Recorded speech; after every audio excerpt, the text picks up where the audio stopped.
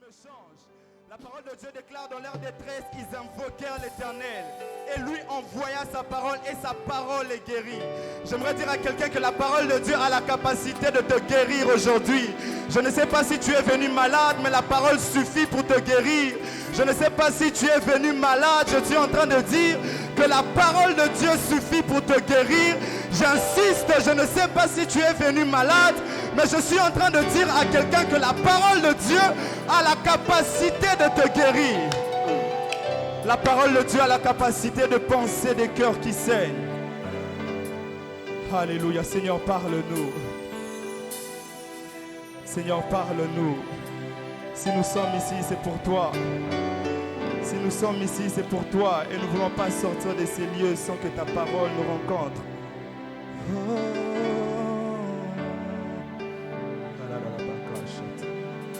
Je ne peux imaginer combien ça coûterait. À la croix, il a pris ma place. Un Dieu s'est donné. Je ne peux imaginer combien ça coûterait. À la croix, il a pris ma place. Est-ce qu'il y a quelqu'un qui réalise qu'à la croix, c'était ta place? Alléluia. Je ne peux imaginer combien ça coûterait.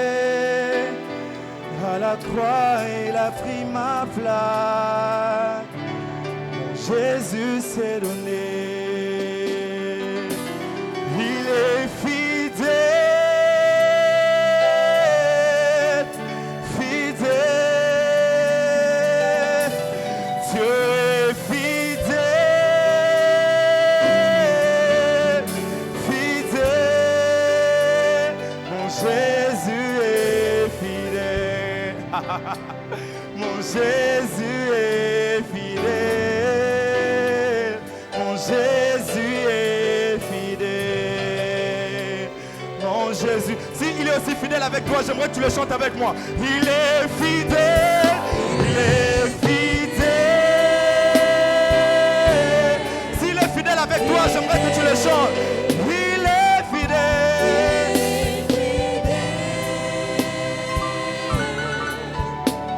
Mon Jésus est fidèle. Oui, mon Jésus est fidèle. Il ne trahit jamais, Jésus. Il ne t'abandonnera jamais. Chante de tout ton cœur. Oh oui, il est fidèle. Ah, j'aimerais dire à quelqu'un, la parole de Dieu déclare, même si nous sommes infidèles, lui demeure fidèle, car il ne peut se renier lui-même. Oh, mon Jésus est fidèle. Mon Jésus est fidèle. Oui, mon Jésus est fidèle. J'aimerais que tu le chantes de tout ton cœur. On va chanter, il est amour. Il est amour.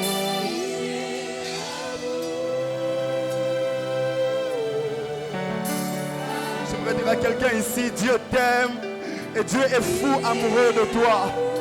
Tu es peut-être ici, tu ne te sens pas aimé. Tu es peut-être ici, tu te sens rejeté. Tu es peut-être ici, on t'a abandonné, ton père t'a quitté depuis que vous étiez petit. Mais j'aimerais te dire, il y a un Dieu dans les cieux qui est un Père responsable et il est amour. Jésus est amour. Ah, j'aimerais qu'on le dise de cette manière. Il ne condamne pas, jamais. Il ne condamne pas, jamais. Jésus ne condamne pas. Il ne me condamne pas. Alléluia. Seigneur, nous sommes là. Nous savons que tu es amour, nous savons que tu as pris notre place, nous savons que tu es fidèle et aujourd'hui nous voulons rencontrer ton amour. Nous voulons rencontrer ta fidélité. Nous voulons rencontrer ce Dieu qui ne nous condamne pas non plus, mais qui nous dit va et ne pêche plus. Merci de parler à des cœurs. Merci surtout de transformer des vies. Donne-nous de sortir de ces lieux, non pas comme nous étions entrés, mais comme des nouvelles personnes. Nous le croyons dans nos cœurs, nous le confessons de notre bouche au nom puissant de Jésus. Si tu le crois, dis Amen et acclame fortement le Seigneur. Est-ce que tu peux acclamer, acclamer, acclamer, acclamer? Est-ce que tu peux faire mieux que ça? Est-ce que quelqu'un peut acclamer Jésus? C'est pour Jésus que tu es en train de le faire. Alléluia. Alléluia. Amen. Alléluia. Aide-moi à saluer ton voisin, ta voisine, dis-lui bienvenue dans la présence de Dieu. Vous savez, aujourd'hui, on se salue à la manière du Corona. Il faut donner des coudes, il ne faut pas donner des baisers. Même si Paul a dit saluez-vous par un saint baiser. Alléluia. Est-ce qu'il y a quelqu'un qui est content d'être ici? On peut m'accompagner avec le piano, s'il vous plaît. Bien, Jordan, tu peux monter, s'il te plaît. Accompagne-moi avec le piano. Merci. Alléluia. Est-ce que quelqu'un est content d'être là aujourd'hui? Est-ce que quelqu'un est content? Ah, moi, je suis très content et je crois que ce jour est particulier. Je disais, ce jour est particulier. J'aimerais que tu dises à ton voisin, Salvation Day. J'ai entendu quelqu'un dire, ah, Bangé, la vie les a compliqués. Hier d'ailleurs, j'étais à la maison, mon père a vu le badge, je me dis, fais-moi voir un peu. Quand il a vu Salvation Day, il m'a dit, ah, mais José, vous êtes au Congo. Non, mais qu'est-ce qui se passe? Pourquoi avec trop d'anglais comme ça? Dis à ton voisin, Salvation Day. Salvation Day veut dire jour du salut. Et j'aimerais annoncer à quelqu'un que c'est ton jour du salut. Ah, peut-être que je parle à ton voisin, mais j'aimerais dire à quelqu'un que c'est ton jour du salut. Ton voisin n'a pas compris. J'aimerais dire à ton autre voisin qu'aujourd'hui, c'est ton jour du salut. Alléluia. Je suis très content d'être là. Avant d'aller plus loin, j'aimerais remercier le Seigneur qui nous fait grâce de tenir cette activité. Vous savez, on devait la tenir depuis le mois de juin avec le confinement et tout ce qui s'est passé. On l'a reporté, mais Dieu nous a fait grâce de tenir cette activité. Je rends vraiment grâce à Dieu. Et j'aimerais premièrement, avant d'aller loin, remercier le pasteur de cette église. Vous savez, personnellement, je ne prie même pas ici. Et la plupart de nos ouvriers non plus ne prient pas ici. Mais il y a un Père qui a cru en nous. Un Père qui nous a laissé son église. Un Père qui a voulu que nous puissions tenir l'activité ici. Nous l'avons contacté. Il ne nous a même pas compliqué. Et avec tant d'amour, il a dit, venez, vous allez faire l'activité ici. Et vous savez, c'est quelque chose qui m'a vraiment marqué. Je voudrais qu'on honore le père de la maison, le pasteur Pierre qui est là alors qu'il s'élève. Est-ce qu'on peut acclamer le Seigneur pour papa? Merci beaucoup, papa. Nous vous aimons énormément. Nous sommes très honorés. Que Dieu vous bénisse. Merci énormément. Alléluia. Ah, je pense qu'il faut de plus en plus de pères comme ça à l'église. Est-ce que quelqu'un me comprend? J'aimerais honorer aussi certaines personnes qui sont ici, qui me sont très précieux. Il y a mon père biologique qui est ici, le professeur Dr Bodi Mabiala Joseph. Alors qu'il s'élève, est-ce qu'on peut acclamer le Seigneur et honorer sa personne? Ah, bientôt la papa la mama boko bianco. On dirait voisin naza contre ngai. Alléluia. Merci papa d'être là. Vous pouvez reprendre place. Il y a aussi ma charmante mère, celle qui m'a porté dans le ventre durant 9 mois. Elle est ici, la femme de mon père. Elle s'appelle Charlotte Biolomakem. Alors qu'elle s'élève, est-ce qu'on peut acclamer le Seigneur pour elle aussi? Voisin, on a contre ma parole, on a suspect. Merci maman, je vous aime énormément, merci d'être là, votre présence marque un grand soutien. Il y a aussi une mère à moi qui est ici, elle c'est vraiment ma maman. D'ailleurs, j'enseigne ses enfants et elle dit à ses enfants que je suis son premier fils. Alléluia. C'est ma maman, maman Mélanie qui est là. Est-ce qu'on peut acclamer le Seigneur pour maman? Merci beaucoup maman. En tout cas, Roumela. Merci maman. J'aimerais honorer la présence des hommes de Dieu qui sont ici. J'ai vu le cordon osé. Si vous êtes homme de Dieu, vous êtes dans la salle, vous êtes nombreux, je ne peux ne pas vous citer, mais je vous prie de vous lever. Je sais que vous êtes humble, je le sais, mais s'il vous plaît, levez-vous, on va vous honorer. Le cordon osé, plus de Dieu. Est-ce que vous pouvez vous lever? On va célébrer le Seigneur pour vous. J'ai dit, je sais que vous êtes très humble. Merci, merci. Est-ce qu'on peut acclamer le Seigneur pour tous ces hommes de Dieu qui sont dans la salle? Vraiment, merci énormément, énormément. Que Dieu vous bénisse. J'ai vu maman Christelle qui est là, merci d'être là. Il y a mon ami Janice qui vient des États-Unis qui est là, merci. J'ai vu Julio, lui il est partout dans le monde, États-Unis, Belgique, merci d'être là. J'ai vu l'homme de Dieu, Claudie, qui est ici. Vous savez, j'étais à l'Écodime quand lui était mon moniteur. Et vous savez, c'est un honneur ici de prêcher devant quelqu'un qui t'a enseigné les ABC. Alors qu'il s'élève, est-ce qu'on peut célébrer le Seigneur pour l'homme de Dieu, Claudie? Merci papa, très honoré de vous avoir. Alléluia. Bon, il y a quelqu'un qui est en train de me dire, Salama, banga tonini, finalement, c'est quand? Est-ce que je peux maintenant prêcher? Alléluia. Mais j'aimerais saluer chacun d'entre vous. Vous avez sûrement laissé des occupations pour être là. Vous avez laissé des programmes et vous vous êtes dit, aujourd'hui nous allons être là à Salvation Day. Est-ce que tu peux acclamer pour toi-même? Merci énormément. Merci d'être là, vraiment. Ta présence me touche beaucoup et je crois que tu ne sortiras pas de ce lieu tel que tu es entré. Si tu le crois, dis-moi un amen très bien. Salvation Day, Alléluia. Salvation veut dire jour du salut et je crois qu'aujourd'hui c'est notre jour du salut. Merci. Je crois qu'aujourd'hui c'est notre jour du salut. Alléluia. Je crois qu'aujourd'hui c'est ton jour du salut. Si tu le crois pas, moi je dis amen à ta place. Tu sais, j'ai suffisamment de foi pour croire même pour toi. Alléluia. Je crois que c'est ton jour du salut. Alléluia. Et si vous avez lu le thème de cette assise, vous allez voir, on a écrit « Moi non plus, je ne te condamne pas ». J'aimerais que tu dises à ton voisin « Moi non plus, je ne te condamne pas ». Dis à ton autre voisin « Moi non plus, je ne te condamne pas ». Comme vous le savez très bien, ce texte a été tiré du livre de Jean, le chapitre 8. Jean, le chapitre 8, le verset 11. Mais j'aimerais qu'on lise à partir du premier verset pour qu'on ait une très grande compréhension et qu'on reste dans le contexte. Jean, le chapitre 8, le verset 11. Si on peut même se lever pour honorer la parole de Dieu, nous allons lire ensemble. Jean, le chapitre 8, le verset 11. Je lis au nom du Seigneur. Jésus se rendit à la montagne des Oliviers. Mais dès le matin, il alla de nouveau dans le temple et tout le peuple vint à lui. S'étant assis, il les enseignait. Alors les scribes et les pharisiens, dis avec moi les scribes et les pharisiens. La Bible dit les scribes et les pharisiens emmenèrent une femme surprise en adultère. Dis avec moi surprise en adultère. Alors, et la plaçant au milieu du peuple, ils dirent à Jésus, Maître, cette femme a été surprise en flagrant délit d'adultère. Moïse dans la loi, dis avec moi dans la loi, nous a ordonné de lapider, dis avec moi lapider, de lapider de telles femmes. Toi donc que dis-tu? Il disait cela pour l'éprouver, afin de pouvoir l'accuser. Mais Jésus s'étant baissé, écrivant avec le doigt, dis avec moi écrivez avec le doigt.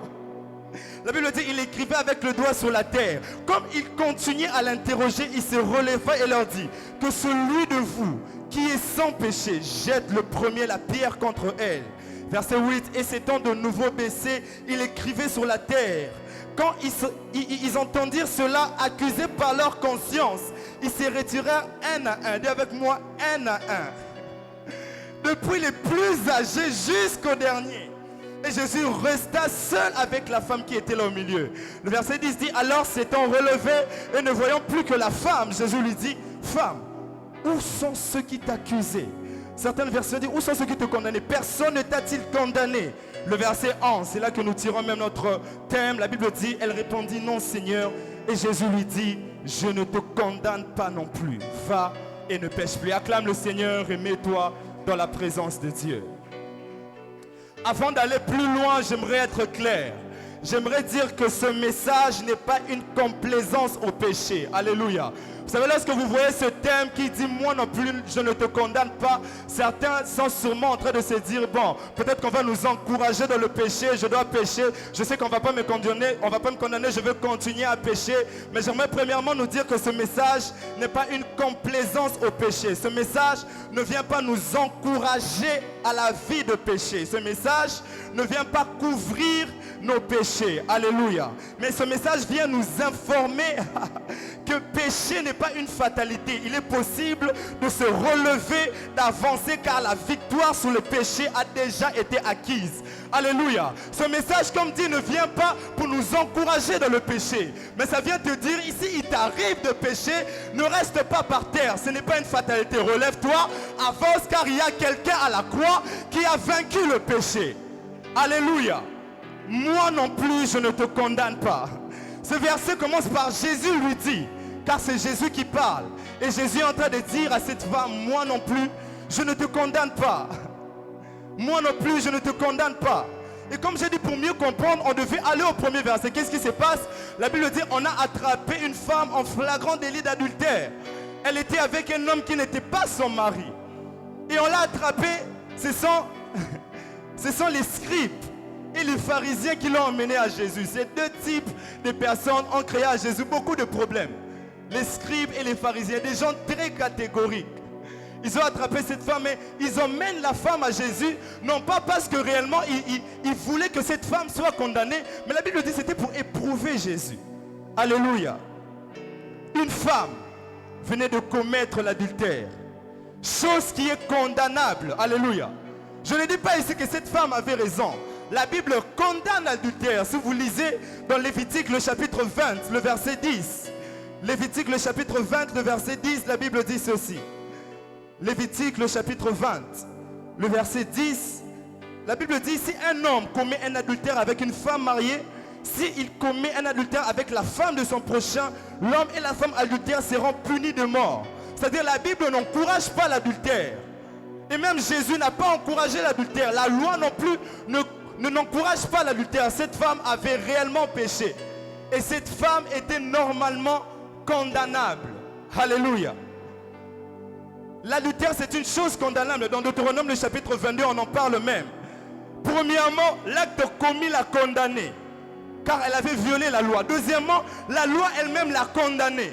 Parce que la loi dit que si tu commets l'adultère, normalement, on doit te lapider. Troisièmement, les hommes même l'ont condamné. Parce que la Bible dit, les scribes et les pharisiens l'ont emmené vers Jésus parce qu'on l'avait attrapé en flagrant délit d'adultère. C'est-à-dire toutes ces personnes condamnaient cette femme. Mais il y a un homme qui ne la condamnait pas. J'aimerais dire à quelqu'un, même si les hommes te condamnent, il y a un homme qui ne te condamne pas. Ah, ton amen est trop petit. J'aimerais dire à quelqu'un, même si on te pointe de doigt, il y a un homme, lui ne te condamne pas. Est-ce que je parle à quelqu'un? Il y a un homme qui ne te condamne pas. Et pendant que j'étais en train de méditer sur ce passage, j'ai compris qu'il y avait toutes les évidences pour condamner cette femme. On l'a attrapée, elle faisait l'adultère, l'acte l'a condamnée.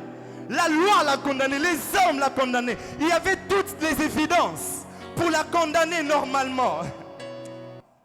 Mais j'aimerais dire à quelqu'un que là où les évidences nous condamnent, là où les évidences nous condamnent, celui qui a effacé l'acte dont les ordonnances nous condamnaient ne nous condamne pas. Alléluia. Il y a des évidences qui nous condamnent, mais il y a un homme qui a effacé l'acte dont les ordonnances nous condamnaient. J'aimerais dire à quelqu'un, cet homme a fait en sorte que tu ne sois pas condamnable. Est-ce que je parle à quelqu'un? On en parle dans Colossiens le chapitre 2, le verset 14, où la Bible dit, il a effacé l'acte dont les ordonnances nous condamnaient. Les évidences qui devaient normalement nous condamner s'avèrent être annulées à cause de Christ. Parce que certaines versions disent, il a annulé. Alléluia. Il a annulé cela. Les évidences qui criaient contre nous sont maintenant introuvables. Oh mon Dieu. Car cela a été ôté. Il y a certaines versions qui disent, il a effacé l'acte dont les ordonnances nous condamnaient et qui subsistaient contre nous. Il les a ôtés en le clouant à la croix. Oh, on nous parle de quelqu'un qui a ôté ces actes qui nous condamnaient. Or, si je pose la question à Jean-Baptiste, Jean-Baptiste va me dire, il y a quelqu'un qui est exactement ôte le péché du monde. Il était dans le Jourdain, il a vu un jeune passer, il a dit, voici l'agneau de Dieu qui ôte le péché du monde. J'aimerais dire à quelqu'un qu'il y a quelqu'un qui ne te condamne pas non plus. Est-ce que je parle à quelqu'un? Alléluia. Je comprends pourquoi Jésus écrivait par terre. Parce que vous savez, lorsque toute cette scène se passe, c'est comme si son neveu était au Kara. Il y a ton voisin de Makamoussou, il faut bêta au Kara. Est-ce que je parle à quelqu'un? La Bible dit alors qu'ils étaient en train de l'accuser. La Bible dit même ils insistèrent dans leur accusation. Jésus, Kara. La Bible dit Jésus, il écrivait avec ses doigts, oh mon Dieu, avec ses doigts sur la terre. Et je comprends maintenant pourquoi Jésus écrivait par terre. Car la Bible dit que l'homme a été créé par la poussière de la terre. Alors que les hommes condamnaient cette femme, le Dieu qui est le créateur utilisait ses doigts pour recréer la vie de cette femme. J'aimerais dire à quelqu'un, là où les hommes trouvent des évidences pour te condamner, il y a ton créateur qui est sur la terre, en train de se salir pour recréer ta vie et te donner une nouvelle vie. Alléluia. Le créateur, il était là sur la terre, comme la jeunesse, en train de recréer la vie de cette femme. Alléluia. Il recréait cette femme pour qu'elle devienne une nouvelle personne. Car là où la loi nous condamne, la grâce nous rend libres. J'aimerais répéter, là où la loi nous condamne, la grâce nous rend libres. Là où la loi nous condamne, la grâce nous rend libres. Je comprends maintenant pourquoi Jésus ne condamne pas cette femme. Pose-moi un peu la question, pourquoi? Donc pourquoi être petit? Je vais arrêter de prêcher. Pose-moi un peu la question, pourquoi? J'aime être interactif. Est-ce que vous êtes avec moi? Pose-moi un peu la question, pourquoi? Je me pose aussi la question, mais Jésus, normalement cette femme devait être condamnée. Mais pourquoi tu ne la condamnes pas non plus? Parce que Jésus s'appelle la grâce. Alléluia. Jésus s'appelle la grâce. La grâce est une personne. La grâce n'est pas d'abord une faveur imméritée, c'est une personne en soi. La Bible dit ceci dans Jean, le premier chapitre. Jean, le premier chapitre, le verset 14. La Bible dit ceci. Et la parole a été faite chair. Elle a habité parmi vous. Plénitude de grâce. Celui qui marchait dans les rues de Jérusalem, c'était la grâce lui-même. Alléluia. Et Jésus ne pouvait pas condamner cet homme. Pourquoi cette femme? Parce que c'était la grâce elle-même qui était en personne. Or, la grâce ne condamne pas. La grâce rend libre. Alléluia. La grâce rend libre. La grâce est la personne de Jésus-Christ qui est venu non pas pour nous condamner, mais pour nous libérer. J'aimerais répéter, la grâce ne condamne jamais. Alléluia. La grâce ne condamne jamais. Non. Et la Bible dit au verset 17, car la loi a été donnée par Moïse et la grâce et la vérité sont venues par Jésus-Christ. Christ n'est pas seulement la personne de la grâce, mais il est aussi celui qui vient inaugurer la grâce. Il vient inaugurer une période de grâce. Dis avec moi période de grâce. Dis avec moi année de grâce. Il vient pour inaugurer une période de grâce. Lorsque je vois ça, ça me renvoie dans Ésaïe. Le chapitre 61, un passage que vous connaissez, que vous utilisez si vous voulez demander l'onction. Mais ça cache beaucoup de vérités derrière. Ésaïe, le chapitre 61. La Bible dit ceci. L'Esprit du Seigneur, j'entends Jean frère dire, hey bébé, l'Esprit du Seigneur est sur moi, car l'Éternel m'a oint pour porter de bonnes nouvelles aux malheureux. Il m'a envoyé pour guérir ceux qui ont le cœur brisé, pour proclamer aux captifs la liberté. Je suis en train de parler à un captif que la liberté est ici. Ah, je suis en train de dire à quelqu'un que la liberté est ici. Il y a même un frère qui doit être ici. Tu es fatigué de vivre dans cette vie d'addiction sexuelle. Mais je suis en train de te dire que la liberté est ici. Alléluia.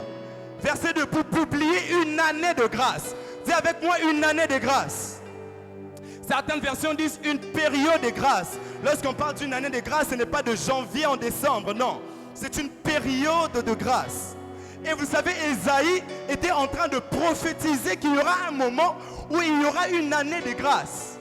Mais cette prophétie n'était pas d'abord pour toi, c'était pour Jésus. Alléluia.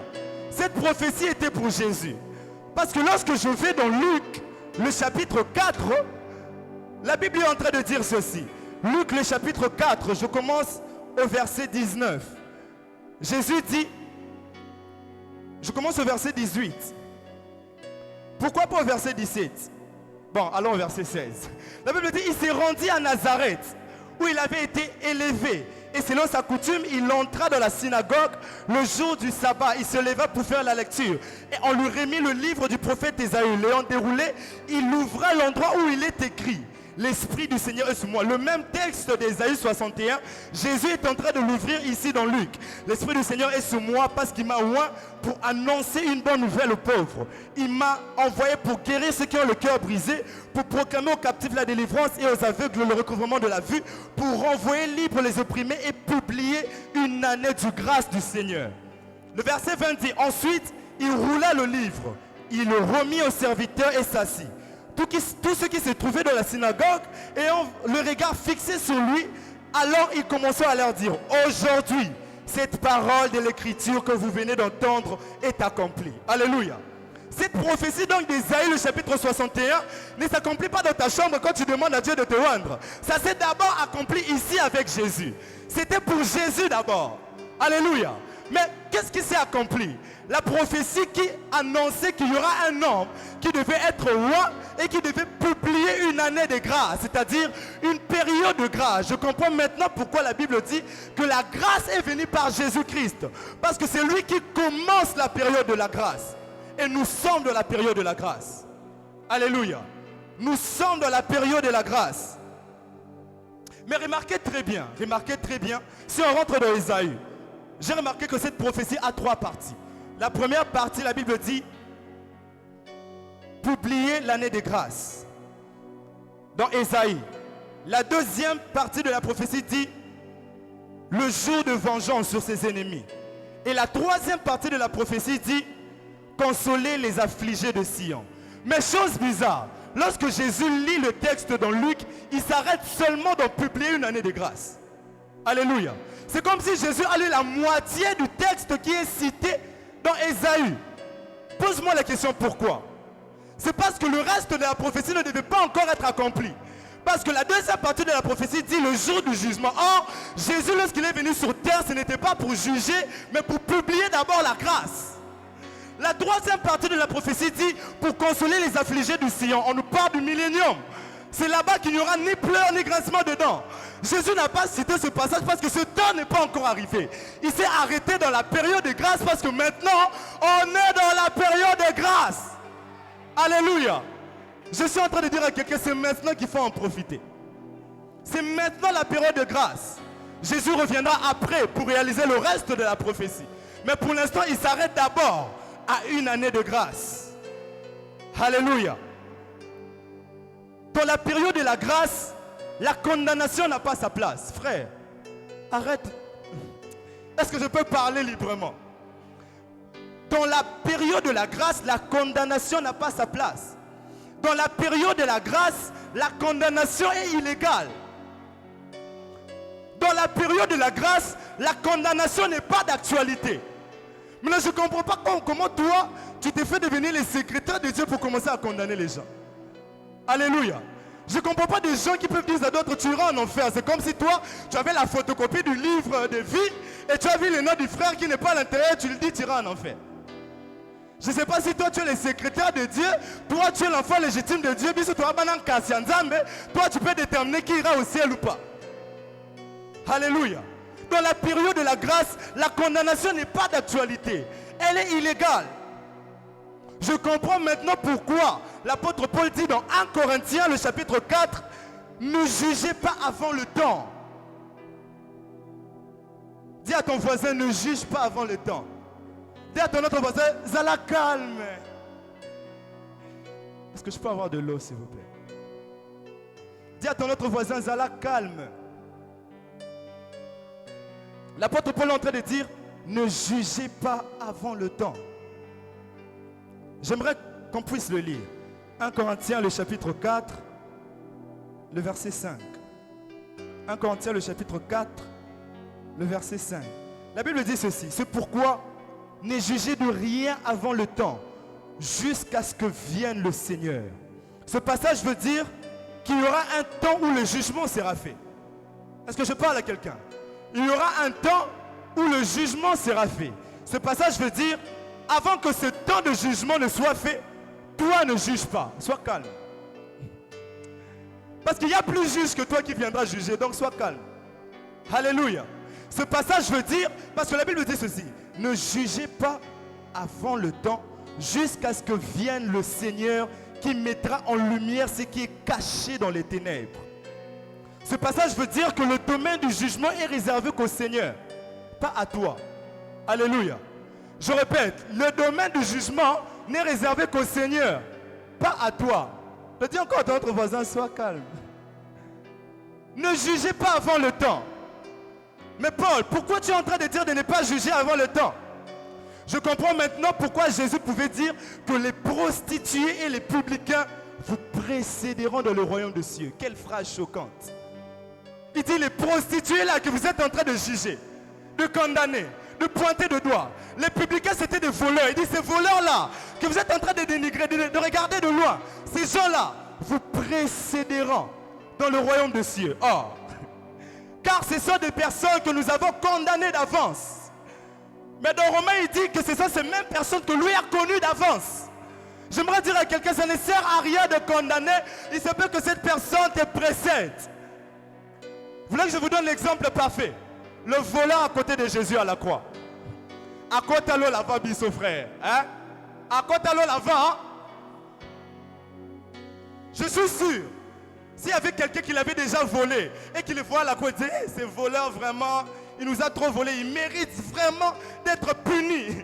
Mais il ne savait pas qu'à la dernière minute, il était en train de dire au Seigneur, Seigneur, je suis aussi un pécheur. Et Jésus lui disait, toi aussi tu seras avec moi. J'aimerais dire à quelqu'un, cette personne que tu condamnes, il s'est peur qu'à la dernière minute, Jésus lui dise, toi aussi tu seras avec moi. Voilà pourquoi il y aura des surprises au ciel. Dis à ton voisin, il y aura des surprises au ciel. À ton autre voisin, il y aura des surprises au ciel. Oh, comme vraiment là, ah, yopéa, alléluia. Pourquoi il y aura des surprises? Parce qu'il y a de ces personnes que nous condamnons d'avance. Mais la Bible dit ceux-là, ils vous précéderont. Voilà pourquoi ça ne sert à rien de condamner d'avance. Alléluia. Pourquoi Jésus ne condamne pas ces femmes? Pose-moi encore la question, pourquoi? Parce que Jésus s'appelle miséricorde. Alléluia. Vous savez, la grâce, c'est obtenir quelque chose sans le mériter. Alléluia. Vous êtes d'accord avec moi? La grâce, c'est obtenir quelque chose sans le mériter. Mais la miséricorde, ce n'est pas obtenir quelque chose que nous méritons. Je répète, la grâce, tu obtiens quelque chose que tu ne méritais pas. Mais la miséricorde, tu n'obtiens pas quelque chose que tu méritais. Normalement, tu méritais le jugement, mais à cause de la miséricorde, tu n'obtiens pas ce jugement. Alléluia. Et j'ai compris qu'il y avait un lien entre la grâce, la miséricorde et la condamnation.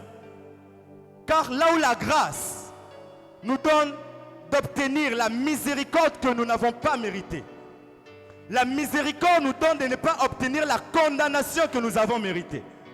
Je répète, là où la grâce nous donne d'obtenir la miséricorde que nous n'avons pas méritée, la miséricorde, elle, nous donne de ne pas obtenir la condamnation que nous avons méritée. Pour être sincère, cette femme méritait la condamnation. Mais la personne de Jésus qui s'appelle miséricorde lui a donné quelque chose qu'elle ne méritait pas normalement. C'était la miséricorde. Et rapidement, je vais parler de 3 points pour finir. Ceux qui me connaissent savent que je parle toujours de 3 points. Est-ce que je peux prêcher? 3 points rapidement pour finir. Mon premier point pour ceux qui écrivent. Christ ne te condamne pas non plus. Je suis venu dire à quelqu'un que Christ, lui, ne te condamne pas non plus. Je ne suis pas venu t'encourager dans tes péchés. Mais je suis venu te dire, quels que soient tes péchés, même si elles sont très grandes, grandioses de grandiose, Christ, lui, ne te condamne pas non plus. Alléluia. Est-ce que je parle à quelqu'un? Quelle que soit grand la faute que tu as commise, Christ ne nous condamne pas. Si on rentre dans notre passage de base, dans Jean, le chapitre 8, le verset 7, la Bible dit ceci. Comme il continuait à l'interroger, il se relevait et dit, que celui de vous qui est sans péché, jette le premier la pierre contre elle. Il dit ici, la Sainte, c'est qu'ils emmènent cette femme vers Jésus. Et il dit, cette femme a commis l'adultère, elle doit être lapidée. Jésus, il est en train de descendre sur la terre. Et après, il se relève et dit que celui d'entre vous qui n'a pas péché, qui n'a jamais péché, qui est sans péché, jette la première pierre contre cette femme. À mon étonnement, normalement, nous savons tous que celui qui n'a jamais péché, c'est Jésus. Amen. Jésus lui-même n'a jamais péché. Cela veut dire que la personne qui avait normalement le droit de jeter la pierre, c'était Jésus. Mais bizarrement, même Jésus ne jette pas la pierre. Oh. Maintenant, moi, je pose un peu la question à Jésus. Jésus, donc, alléluia. Jésus n'a jamais péché. Il était le seul qui avait le droit de jeter la pierre. Mais même lui-même qui avait le droit ne jette pas la pierre. Alléluia. Même lui qui est sans péché ne jette pas la pierre. Oh mon Dieu. C'est pour nous montrer que si celui qui n'a jamais péché ne jette pas la pierre, alors personne n'a le droit de le faire. Je répète, si celui qui n'a jamais péché n'a pas jeté la pierre sur cette femme, personne n'a le droit de le faire. Est-ce que je parle à quelqu'un? Personne n'a le droit de le faire. Si celui qui n'est pas condamnable, c'est Christ. Si celui qui n'est pas condamnable ne condamne pas, alors personne de condamnable n'a le droit de condamner un autre. Je répète, si celui qui n'est pas condamnable, Jésus, ne condamne pas, personne de condamnable a le droit de condamner les autres. Nous sommes dans une génération où certains pécheurs se moquent d'autres pécheurs parce qu'ils pêchent différemment. Paradoxe. Est-ce que je peux prêcher? Nous sommes dans une génération de quelqu'un qui est menteur, qui dit toi tu es voleur. Alléluia. Jésus voulait dire à ces hommes, si vous jetez la pierre sur cette femme, ça veut dire que vous êtes pur, vous êtes sans péché. Alors si tu as conscience que toi non plus tu n'es pas sans péché, ça ne sert à rien de condamner l'autre. Je ne parle pas d'encourager son péché, je parle du fait de le condamner. Alléluia. Oh. Vous savez, ce passage et ce comportement de Jésus m'a appris une chose. Avoir le pouvoir de faire quelque chose ne te donne pas toujours le droit de le faire. Alléluia. Avoir le pouvoir de faire quelque chose ne te donne pas toujours le droit de le faire. Jésus avait le pouvoir de condamner cette femme parce qu'elle avait péché. Mais cela ne l'a pas forcément donné le droit. À la place de la condamnation, il a choisi la miséricorde. Je suis en train de dire à quelqu'un qu'à la place de la condamnation, tu peux choisir la miséricorde. À la place de la condamnation, tu peux choisir la pitié. Tu peux choisir autre chose. Mais si Christ ne condamne pas, alors ne condamne pas non plus. Est-ce que je parle à quelqu'un? Alléluia. Le verset 9. Quand ils entendirent cela, accusés par leur conscience, ils se retirèrent un à un, depuis le plus âgé jusqu'au dernier. Dis avec moi, depuis le plus âgé jusqu'au dernier. Cela veut dire ceci. Si Christ ne te condamne pas, même le plus âgé, qu'il soit pape, qu'il soit bishop, archibishop, pasteur, prophète, apôtre, eux non plus n'ont pas le droit de te condamner. En dessous, même les plus petits, frères à l'église qui sert, qui soit ouvrier, qui soit n'importe qui soit un frère en Christ, du plus grand au plus petit, personne n'a le droit de te condamner. Si Christ ne te condamne pas. Je suis en train de dire à quelqu'un, il se peut, que tu commets des choses qui sont pires. Même pas à le citer ici. Mais je ne viens pas ici pour te condamner. Alléluia. J'ai compris qu'il y a un pouvoir plus grand que la condamnation. C'est l'amour. Il y a un pouvoir plus grand que la condamnation. C'est la miséricorde. Alléluia. C'est la miséricorde. Et j'ai compris une chose. Condamner quelqu'un, c'est se condamner soi-même. Alléluia. Condamner quelqu'un, c'est se condamner soi-même. Parce que condamner quelqu'un, c'est indirectement te dire que toi, tu es meilleur que lui. Or, tu n'es pas meilleur que lui. Automatiquement, tu te condamnes toi-même aussi. Est-ce que je parle à quelqu'un? Si tu veux juger quelqu'un, rassure-toi d'être clean. Si tu sais que tu n'es pas clean, pardon, limbisa. Alléluia. Si tu sais que toi aussi tu as des lacunes, pardon, cherche à démontrer la miséricorde que la condamnation. Parce que le péché que tu condamnes chez l'autre, Dieu condamne un autre péché chez toi. Et c'est cette génération de pécheurs qui se moquent d'autres pécheurs de pécher différemment. Alléluia. Christ non plus ne te condamne pas. C'est là que je vais vers mon deuxième point pour ceux qui écrivent. Si Christ non plus ne te condamne pas, ne te condamne pas toi-même. Alléluia. Si Christ non plus ne te condamne pas, ne te condamne pas toi-même. Mais je ne te comprends pas. Celui qui devait normalement te condamner ne te condamne pas. Pourquoi tu te condamnes toi-même? Pourquoi tu vis comme s'il y a toujours la condamnation sur toi alors que celui qui devait te condamner a ôté la condamnation sur toi? Alléluia. Et nous voyons plusieurs frères comme ça qui vivent dans la culpabilité, qui continuent à se condamner eux-mêmes, qui se sentent sales. Une fois j'étais en train de parler à une amie, elle me disait, c'était un samedi, elle me disait non, demain je n'irai pas à l'église. J'ai dit pourquoi tu n'iras pas à l'église? Non, je me sens trop sale, tu vois, je sens que je suis trop sale pour aller à l'église. Et je lui ai dit, qui t'a dit qu'à l'église qu'on reçoit toujours des gens propres? Alléluia. Jésus dit ceci: venez à moi, vous qui êtes chargés et fatigués. J'aimerais dire à quelqu'un, lorsque tu te sens sale, c'est exactement à ce moment-là qu'il faut aller chez les lavandiers. Lorsque tes habits sont sales, c'est à ce moment-là qu'il faut aller chercher qu'on puisse le laver. Lorsque tu te sens sale, c'est exactement à ce moment-là qu'il faut t'approcher de Jésus. Alléluia. Et je lui ai dit, mais au fait, tu es en train de t'embrouiller. C'est exactement à ce moment-ci que tu dois aller chercher Jésus. C'est exactement à ce moment où tu sens que tu es sale, où tu sens que tu es environné de péchés, où tu sens que tu es tellement fautif. C'est à ce moment-là que Jésus lui est en train de t'attendre.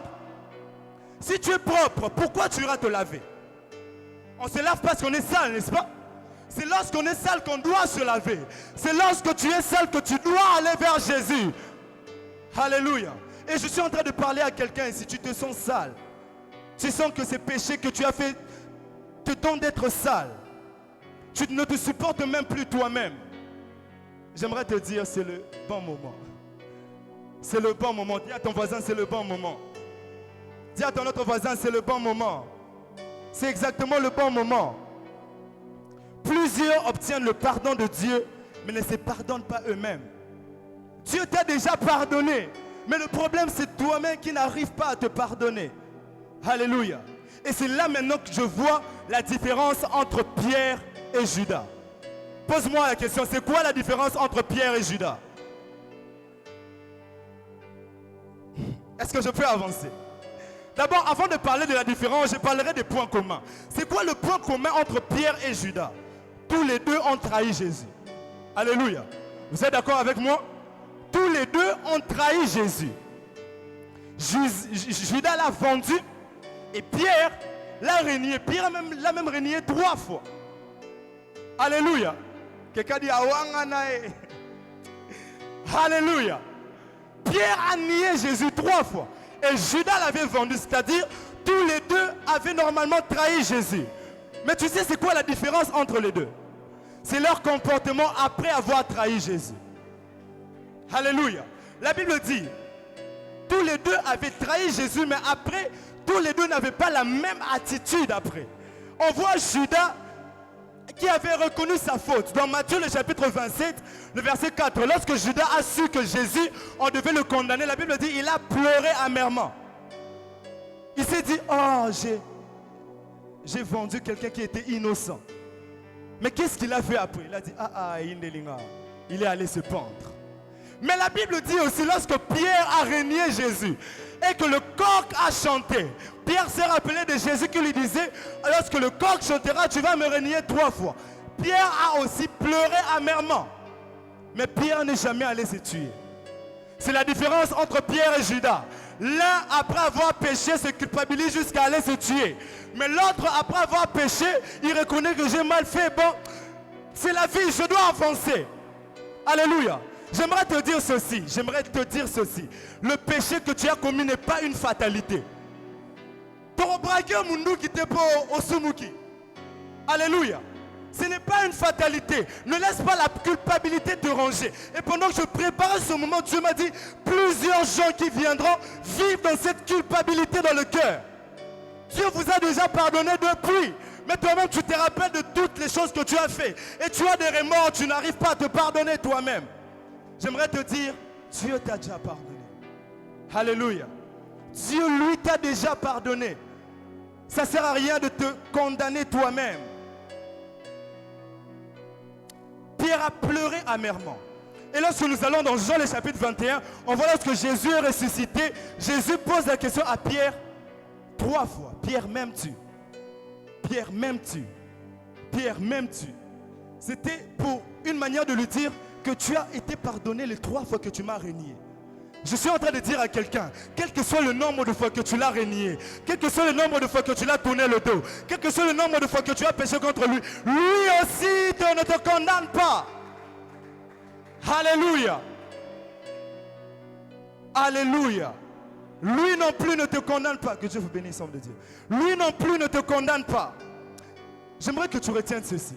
La culpabilité t'emmènera à la condamnation que même Christ ne t'a pas donnée. Je répète, la culpabilité t'emmènera à la condamnation que même Christ, celui qui devait te condamner, ne t'a pas donné. Mais toi, tu te condamnes toi-même à cause de la culpabilité. Frère, si tu es ici, tu vis dans la culpabilité, j'aimerais te dire, ça ne sert à rien de te culpabiliser. Il y a quelqu'un. La Bible dit d'ailleurs, même lorsque nous demandons pardon, il jette très loin nos péchés derrière pour ne pas s'en souvenir. Il y a un jour, j'étais dans la présence de Dieu. Un jour avant, j'avais péché et le jour suivant, j'étais dans la présence de Dieu. J'ai dit, Seigneur, tu te rappelles de ce péché que j'ai fait hier? Il m'a posé la question, je sais de quoi tu parles. Il est très loin derrière. Même lui, il ne s'en rappelle pas. Alléluia. Pourquoi tu te rappelles de ce que lui ne se rappelle pas? Lui non plus ne te condamne pas. La troisième des choses, rapidement pour finir. Jésus dit, moi non plus je ne te condamne pas.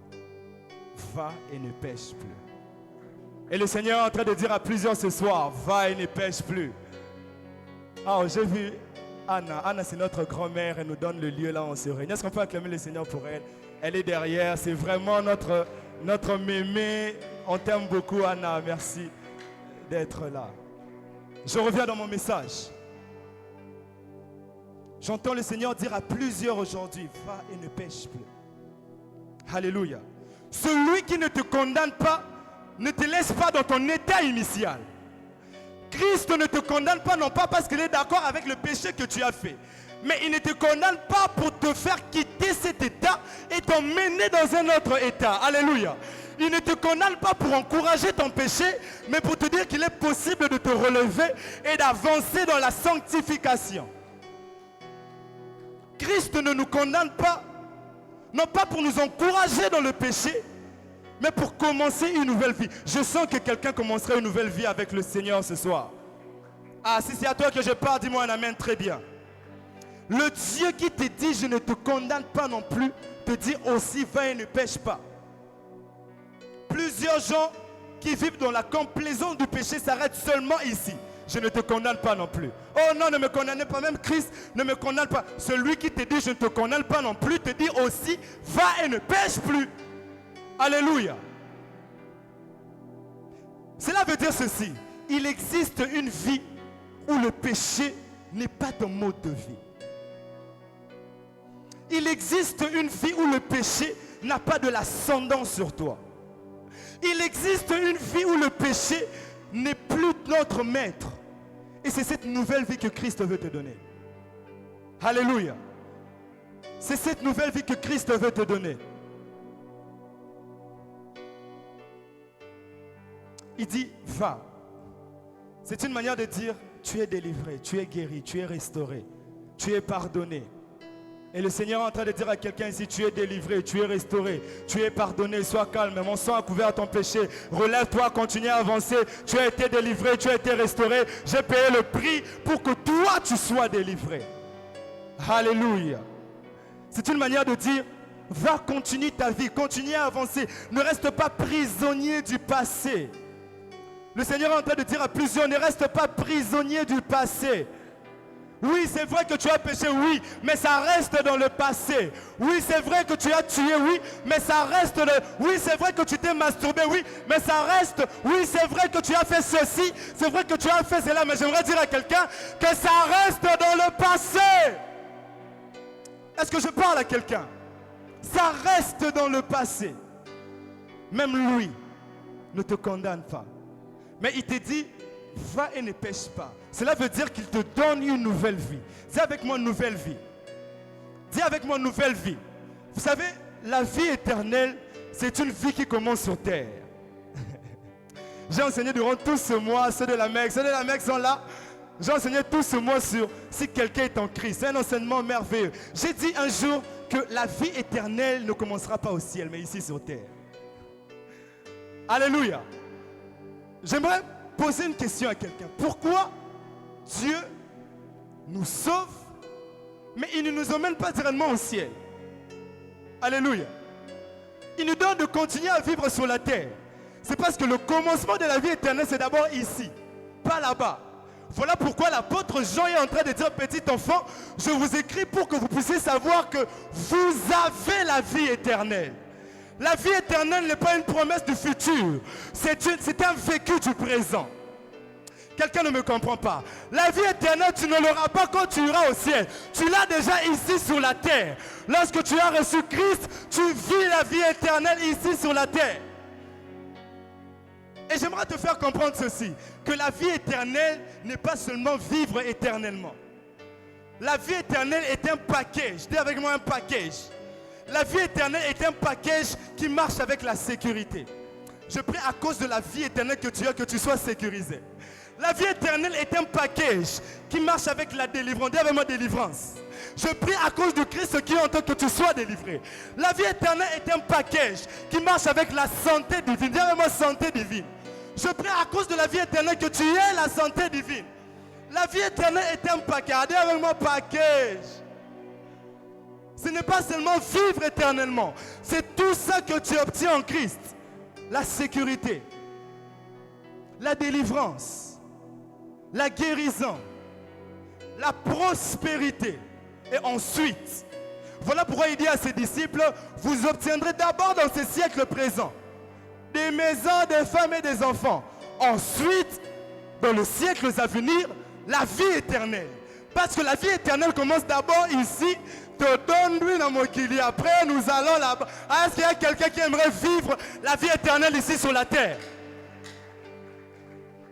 Je suis déjà en train de chuter. J'aimerais dire à quelqu'un ceci. Cette vie éternelle dont je parle, je ne l'aurai pas. Je l'ai déjà maintenant. Ça veut dire, si je meurs maintenant, j'ai déjà la vie éternelle en moi.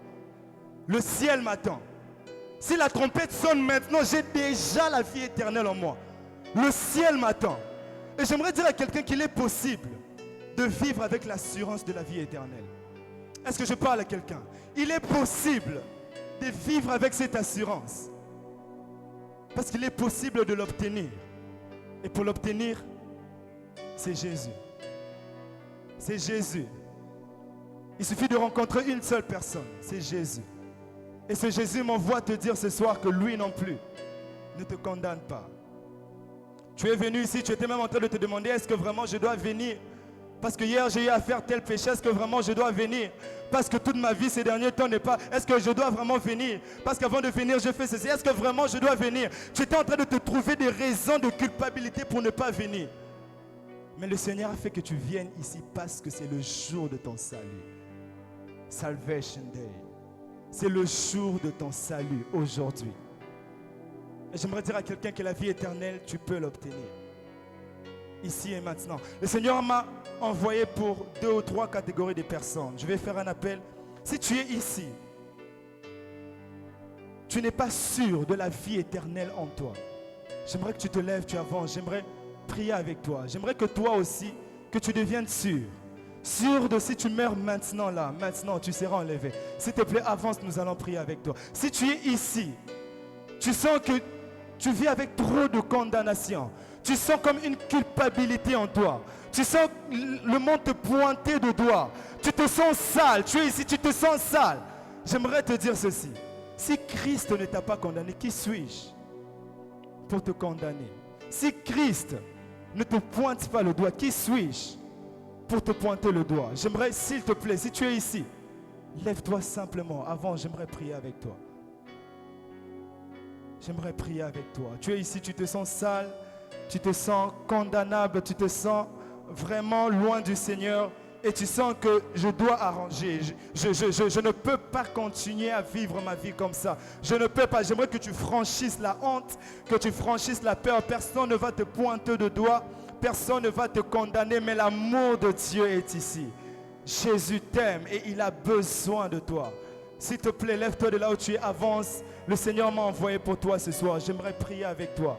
Prier avec quelqu'un qui sent la culpabilité. Est-ce qu'on peut acclamer le Seigneur pour ces personnes qui avancent? Si tu es ici, s'il te plaît, avance. Ne te retiens pas, ne te retiens pas. Tu sens vraiment que ce message est pour toi. S'il te plaît, lève-toi. Oh, est-ce qu'on peut acclamer le Seigneur pour ces personnes?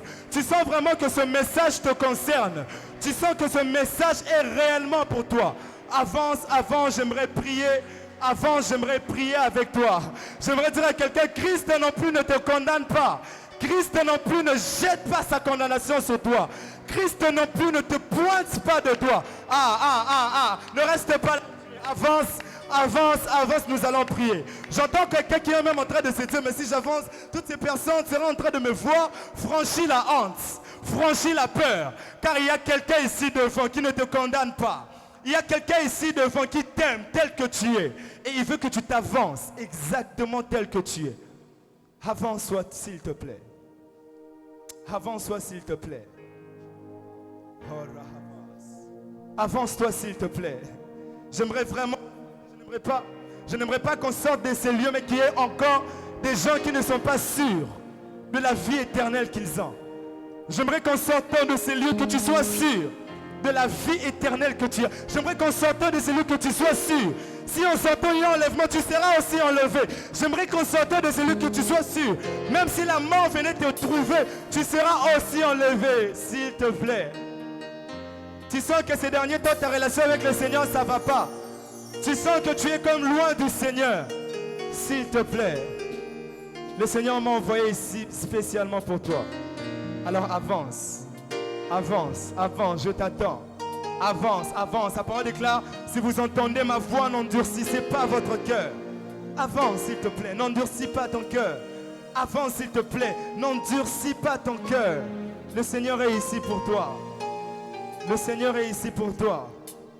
Yahweh, Yahweh, Yahweh.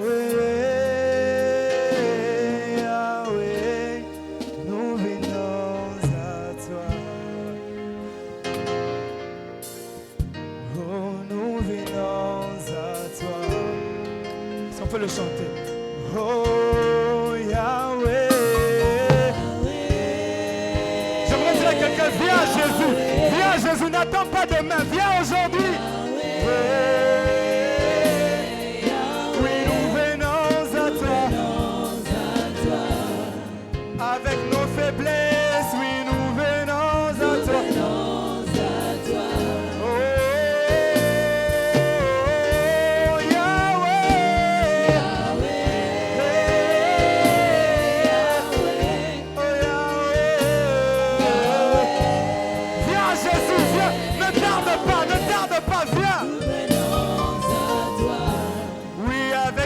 Oui, nous venons à toi. Avec nos erreurs, oh, Yahweh,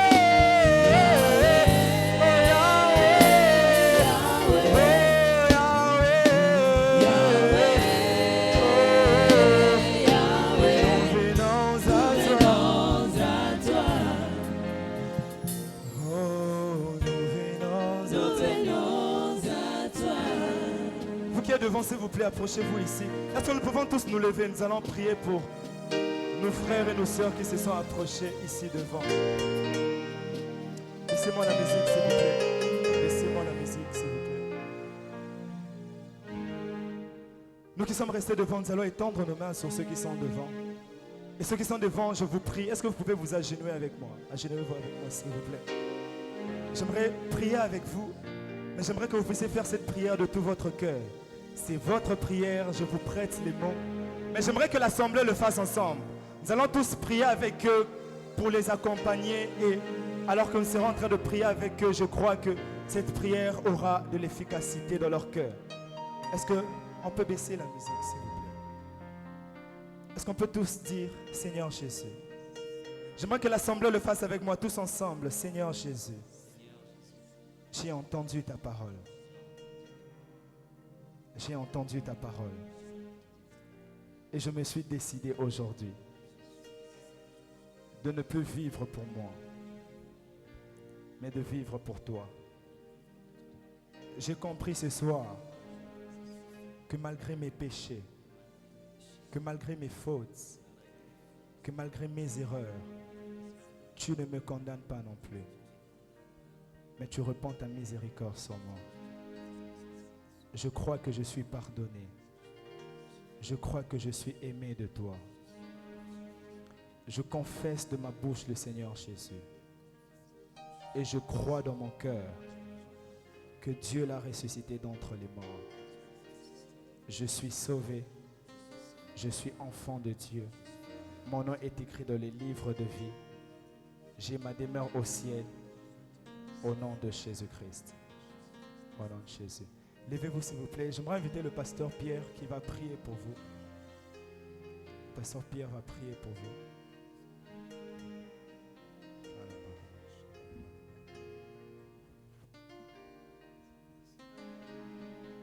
Seigneur, merci. Tu as promis d'être avec nous tous les jours jusqu'à la fin du monde. Et tu es ici, Jésus. Tu es ici. Tu touches le cœur. Tu changes de vie. Tu transformes de vie. Seigneur, ma prière est que tu accomplisses ce que tu nous as dit. Si quelqu'un est en Christ, il devient une nouvelle créature.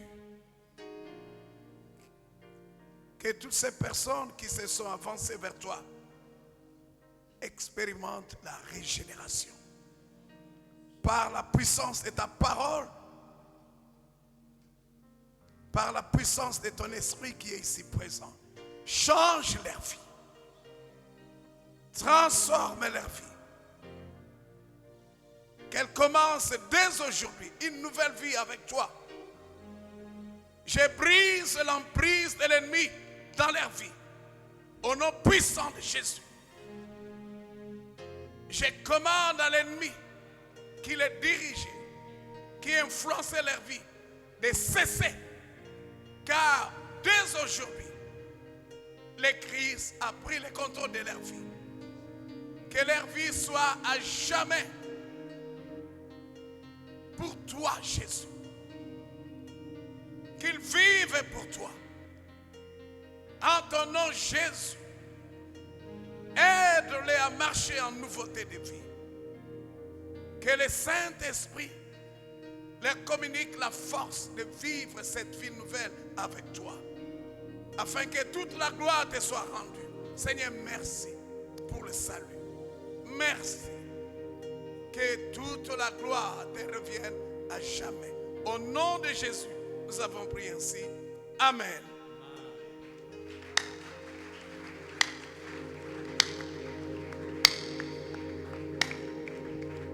Est-ce que tu peux bien acclamer Jésus? Est-ce qu'on peut acclamer Dieu? Est-ce qu'on peut acclamer Jésus, Jésus? Est-ce qu'on peut faire un maximum de bruit en acclamant le roi? Est-ce que tu peux bien ovationner Jésus? On est en train d'acclamer Jésus. Demandez, on peut acclamer Jésus.